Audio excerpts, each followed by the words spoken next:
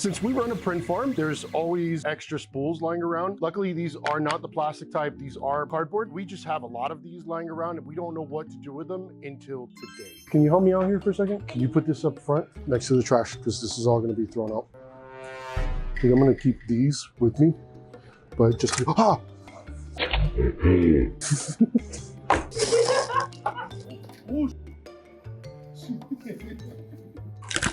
Some of these things, like when you go to use them, there's different, oh no!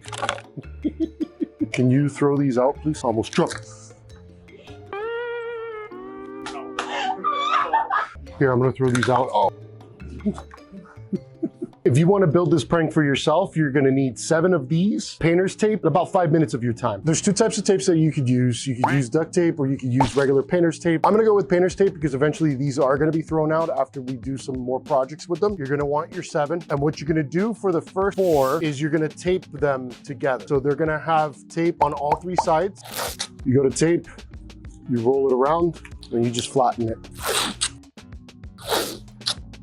So once you have those 4 taped together, it's gonna look something like this. If you want, you can kind of tape them a little bit off-centered, a little wonky to kind of sell the effect a little bit more. Let's move on to the 3 on top. So for the 3 on the top, you have to create a hinge and then you're gonna create a tether out of the tape. So the tape is not only gonna be acting like the hinge, which is gonna hold the spools in place, but you're gonna have it act as the holding mechanism on the back, sell the effect. You can add a little bit more than 3. Honestly, I found 3 being the best. What you're gonna wanna do first is you're gonna get a pretty decent size piece of tape. You're gonna pinch it in the middle. How much length you give it is up to you. I give it just a little bit because what I'm gonna do is I'm gonna repeat it, then connect the 2 together with some more tape. I'm gonna go ahead and put it here. Make sure not to put it too close to the edge. You don't want them to see that there's tape there. Let's say you did overcut the tape, just cut some more off. That's our first flap. Now we're gonna repeat for the other side.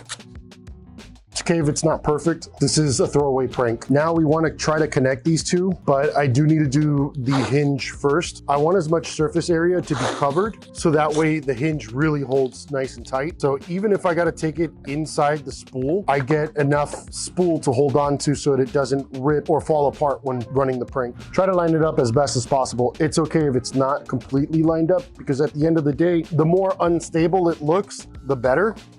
That extra piece that I had is going to come in handy right now to connect the pieces together. You can see how I connected the 2 together and we have our hinge. If you want to add some extra tape here for more security, you can. It's up to you, but I'm not going to.